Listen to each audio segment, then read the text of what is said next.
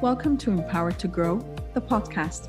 I am your host, Hanan Basha, the business doctor. Following our conversations with empowered women who woke up one day and consciously claimed, I am more than enough, I am worthy, I am empowered to grow. And along their empowering journey towards realizing their own potential and their quest for growth, they became a beacon of hope and guidance for others. May you also find your inner power to grow. Hello again, everyone, and welcome to a new episode of Empowered to Grow. This is your host, Hanan Basha, and today I have a lovely young lady, I'm going to call her young lady, who has been extremely helpful and beneficial to my life personally, and I know that she will be to yours. Sarah Alkahery is an Instagram coach and strategist, and she's all about organic growth. Hi, Sarah. Hi, Hanan. Thank you so much for having me. I really appreciate it. It's my pleasure. It's my pleasure. We crossed paths through another venture and another kind of empowering relationship. And as soon as we hooked, I'm like, okay, Sarah, I need you. I need your help.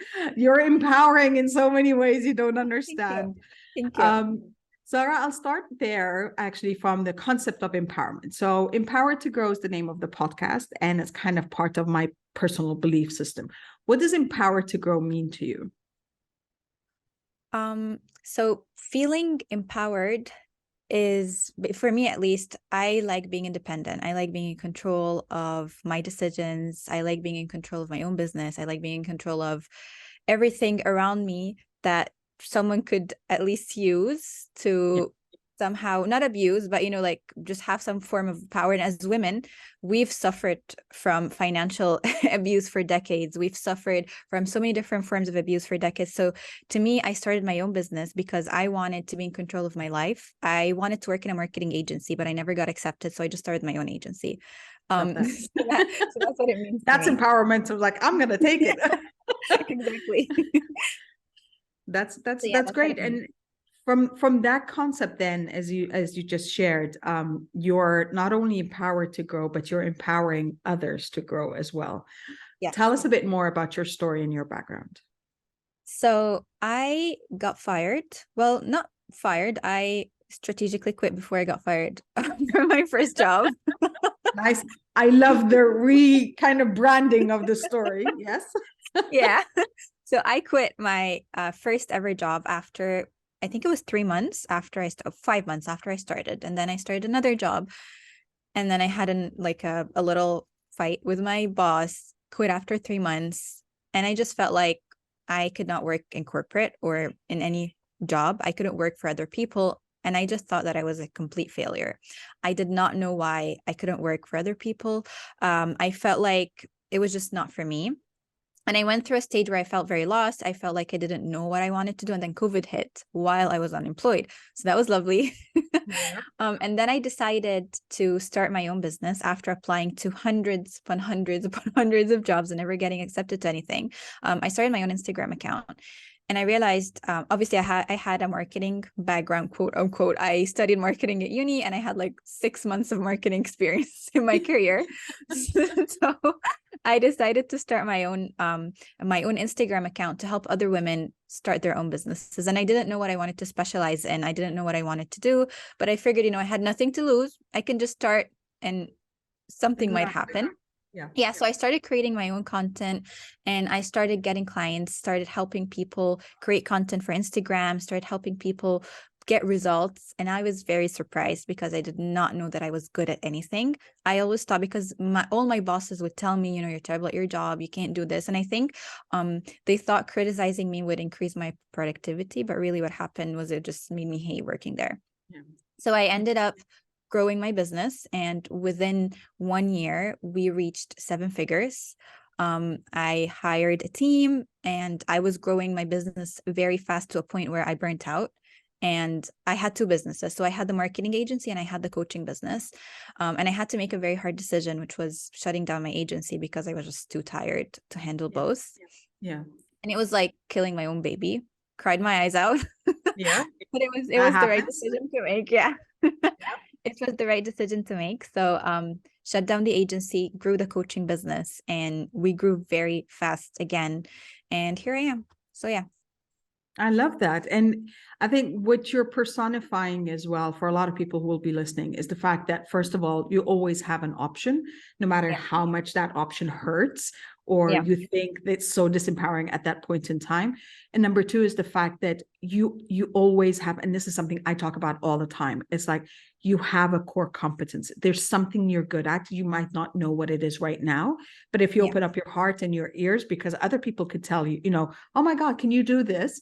That is something that is a business venture in itself. You just have to know what to do with it beyond that point. Just identifying is the first part and then building it up.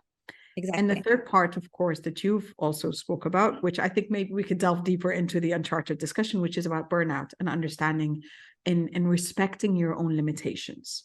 Yeah, definitely. I love that. Okay.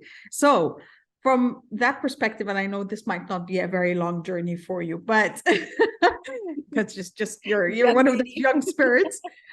What would you go back and kind of the advice you'd impart on your 19-year-old self? I would tell myself to actually stop focusing on school and socialize, make friends. I hope no students are listening to this.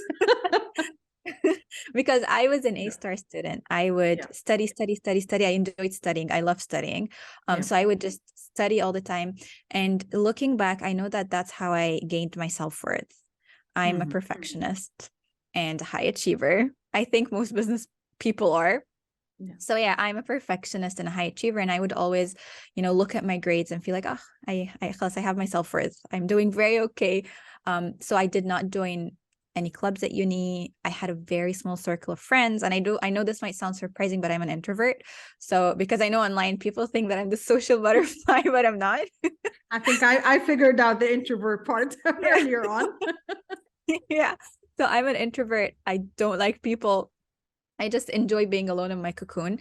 And now, as a woman in business, I know that building connections is extremely important. So Yeah. I would have liked to build these connections at uni, because I know maybe 10, 15 years down the line, these connections would have been helpful. So I would definitely tell myself to slow down, take things easy, and to stop studying so much. You don't have Good to go for the advice. A. And that's why we resonated so much. Like we're spirit animals in that perspective, because Yeah. that for me was my journey as well. If I got an A-, then there's something wrong with me. Yeah. I'm not representing. And that, well, I'm happy you caught that earlier, because that carried with me to the doctorate degree at the age of 40. Oh, So wow. I'm happy you caught that. Yes. Wow. That's at the 40 is where I stopped and say, huh, interesting. Okay. What should I do about this now? Because I'm still not satisfied. I have a doctoral degree. I've got 20 plus years of experience. I've got all this. And I was like, I still feel like I haven't achieved much. And I'm happy that you like really stopped earlier on in your journey to realize that part. Yeah. Okay. Now, the other end of the spectrum of your journey, what would you like your 90 old self to thank you for today? Traveling a lot, hopefully. Haven't done it yet. Haven't traveled at all. But I wanted to retire by 25, which my grandfather found hilarious. When I told him, he just laughed. But I would like to stop working as much as I do, because I work a lot. So hopefully in my 30s, I'll be able to travel full time, hopefully, and just have full control over my time, because this is something I was talking to my therapist about. I was telling her I don't feel that I have control over my time. I'm fully booked. I am too tired. I don't have time to do anything for myself. And she literally had me share my screen with her, because I do my therapy over Zoom. She looked at my calendar. She's like, okay, no more bookings until next year. Yeah. We need to take just time off. And I had to work on the whole I don't have control over my time aspect. So I think in my 90s, I hope that I travel the world, camped everywhere, went diving everywhere, because I love diving. So yeah, that's what I hope. I love that. And to thank you for realizing that your time is a resource that you get to control. I think you know that by now. Need I to just work on actually that. shared the reel on that. You should be listening to the Yeah. reels. I do. Yeah. But okay. So I love this because, again, the amount of awareness and clarity that you've got at such a young age, this is inspiring for so many. But I always, the other part is, and that's where I want to add as well too, it's never too late. Whether you're 20 or you're 80, it's never too late to change something about your life, to change a perspective, or to change how you utilize the different resources in your life. And I think this is the message that I've learned on a daily basis to understand and to appreciate, that I can still do something different today, that I did yesterday and that I had been doing for 40 plus years. Yeah, true. Okay, so my last question to you, sir. And I know you've been on stages, so this might not be a surprise to you, but you're on a stage and you're talking to tens of thousands of women. And the concept is about being empowered to grow. What would be that last message you leave them with? Not a lot of people will be happy with this, but don't be single moms while you're married and running a business. Because that's what I see a lot with my clients. A lot of my clients, they're married women. They're literally, they act like single moms. They do everything for the child and the husband and the business, and they don't have space for themselves whatsoever, even at home. Like, a lot of women don't even have their own space at home when they're the breadwinner. So her husband would have an office, her kids would have a playroom, and she would just work from like the living room. So I would definitely say that this is the biggest thing that a lot of women face. And this is something that I see with a lot of my clients as well. And this is something that I'm really trying to like focus on, because I'm 25, I'm not married yet. So I'm really trying to, like, when I'm making my decision, I'm trying to choose right, which is very hard. So yeah, I think this is something that every woman needs to hear. Absolutely love it. And I love that, again, it's about clarity, that you can see this and you can see that this is an issue, and you are very aware of it right now. Because again, I always keep talking about this, the way they say, when they ask me why women, why just work with women, because I work with women only. And I say, because I owe it to them that I've reached this point in my life with the experience, with my, with my knowledge and all the accreditations and all of this, is to change the scenario, to change the script. And I believe, and I've spoken to women from around the world, and most of the conditioning comes with you can't, you won't, you shouldn't.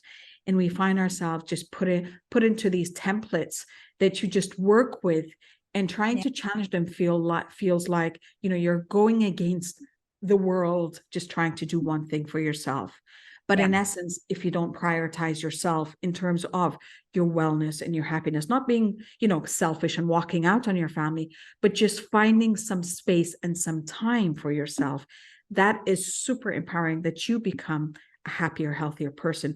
And then you can be more of a giver and a nurturer, more than just a burnt out version of yourself that is just resentful because everyone else is using and abusing you, versus, kind of working with you towards building something. Exactly. I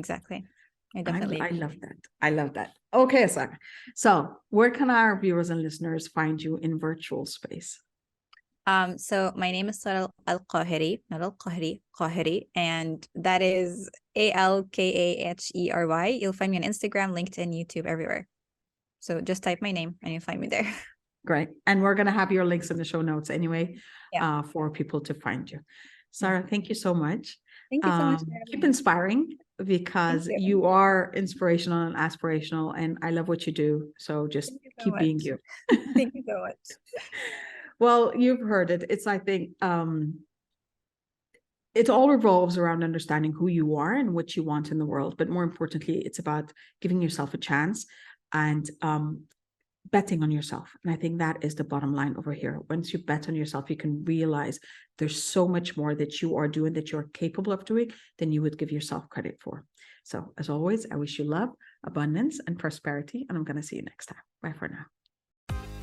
Thank you for listening to the Empowered to Grow podcast. For further engagement with a tribe of empowered women, join my Facebook group, Empowered to Grow, or visit my website, www.hananalbasha.com. I'll catch you on the next episode. And until then, know that empowered you empowers others. Love, abundance, and prosperity to you all.